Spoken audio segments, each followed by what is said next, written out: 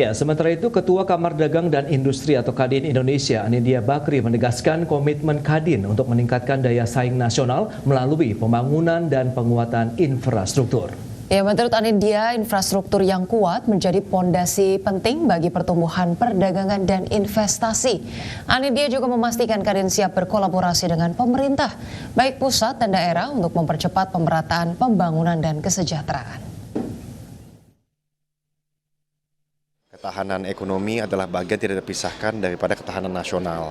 Apalagi di dunia secara geopolitik tidak baik-baik saja. Bukan hanya perang dagang, bahkan perang fisik pun juga terjadi.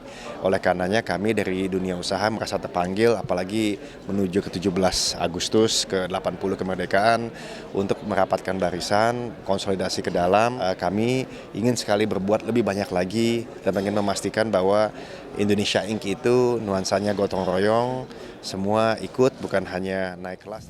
Ya, Menko Infrastruktur dan Pembangunan Kewilayahan Agus Harimurti Yudhoyono mendorong peran aktif pelaku usaha untuk berinvestasi di sektor infrastruktur dengan memanfaatkan skema kerjasama antara pemerintah dan badan usaha atau KPBU. Hal tersebut disampaikan AHY dalam Retret Kadin 2025 di Magelang. Menurut AHY, kemitraan yang kuat antara pemerintah dan pelaku usaha dapat membuka lapangan kerja dan mewujudkan pembangunan fisik yang berorientasi pada kesejahteraan manusia. Sebagai tulang punggung pembangunan, penyediaan infrastruktur juga menjadi modal awal untuk mencapai kesejahteraan rakyat, meningkatkan akses dan ketahanan energi, hingga meningkatkan kualitas sumber daya manusia dengan akses pendidikan dan perumahan yang layak. Semangatnya adalah bagaimana pemerintahan hari ini yang dipimpin langsung oleh Bapak Presiden Prabowo Subianto bermitra dengan Kadin dan seluruh stakeholders lainnya ingin sama-sama mewujudkan agenda prioritas nasional. Kita ingin ekonomi kita tumbuh tinggi, kesejahteraan semakin merata di seluruh tanah air, terutama juga kita bisa mencapai swasembada pangan, energi, air, sekaligus meningkatkan kualitas manusia melalui sektor pendidikan, kesehatan, dan pengentasan kemiskinan. Infrastruktur menjadi sangat penting dan bahkan tentunya menjadi tulang punggung dari setiap pertumbuhan dan pembangunan. Oleh karena itu, saya tadi sesuai dengan amanah yang saya jalankan hari ini, tentunya menyampaikan kepada para peserta, para pengurus Kadin untuk bisa memahami apa saja yang bisa menjadi peluang untuk pembangunan infrastruktur dan kewilayahan. Pertama, Presiden Republik Peru Dina Boluarte melakukan kunjungan kenegaraan ke Indonesia. Ya, hasil pertemuan bilateral, Peru dan Indonesia sepakat menaikkan perjanjian Indonesia-Peru Comprehensive Economic Partnership Agreement atau IPCEPA. Presiden Prabowo Subianto menyambut langsung kedatangan Presiden Republik Peru Dina Boluarte di Istana Kepresidenan. Disambut dengan upacara kenegaraan, kunjungan resmi ini merupakan balasan setelah Presiden Prabowo berkunjung ke Peru akhir tahun lalu dan bertemu dengan Boluarte. Dalam pertemuan bilateral, kedua negara berkomitmen untuk menyelesaikan persetujuan kemitraan ekonomi komprehensif atau Indonesia-Peru Comprehensive Economic Partnership Agreement atau IPCEPA dalam 6 bulan ke depan. Presiden Prabowo menegaskan kerjasama bilateral Indonesia dan Peru ini dapat memperkuat hubungan ekonomi, perdagangan, dan kerjasama di wilayah Samudra Pasifik. Selain itu, kunjungan ini juga menjadi momen penting menjelang peringatan 50 tahun hubungan diplomatik kedua negara. Kunjungan ini punya arti yang khusus karena besok adalah 50 tahun hubungan diplomatik antara Indonesia dan Peru. Saya sangat yakin bahwa kerjasama kita bisa kita tingkatkan karena kita punya kepentingan yang sama. Kita sama-sama ingin membangun kesejahteraan rakyat kita. Kita sama-sama bagian dari masyarakat dari Samudra Pasifik. Kita sama-sama dari golongan negara yang sedang membangun. Karena itu sekali lagi terima kasih atas kunjungan yang mulia. Sementara itu, Presiden Peru Dina Boluarte juga memanfaatkan kunjungan ini untuk memperkuat hubungan perdagangan.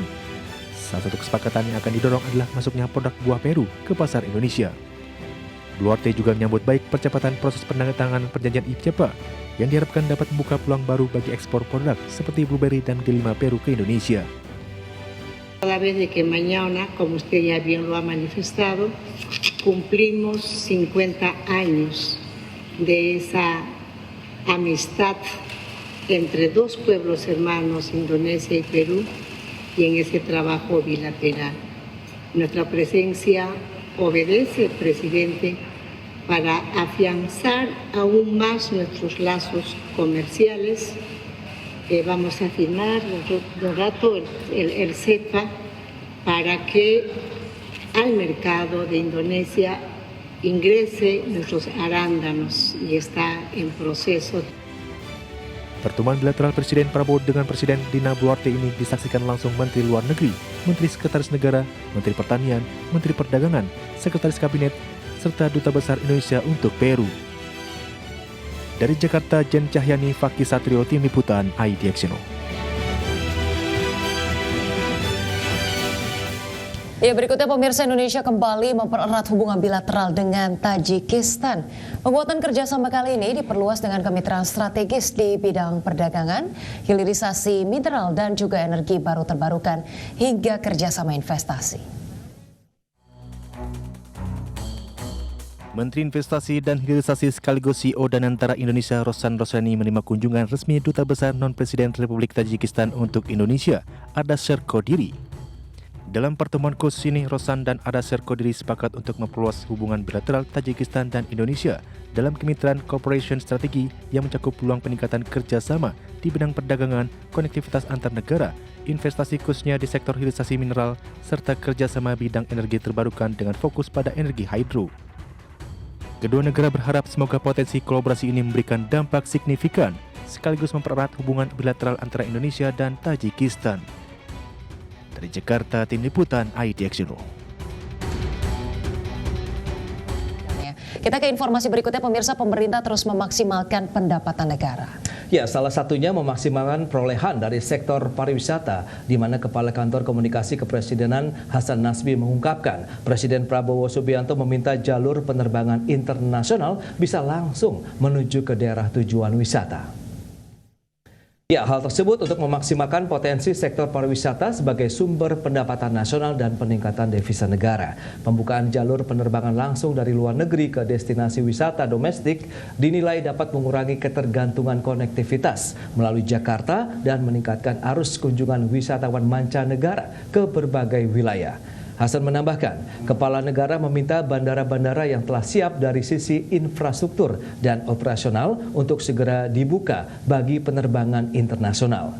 Sektor pariwisata dinilai memiliki dampak ekonomi yang luas, termasuk dalam menciptakan lapangan kerja dan memperluas peluang usaha di daerah.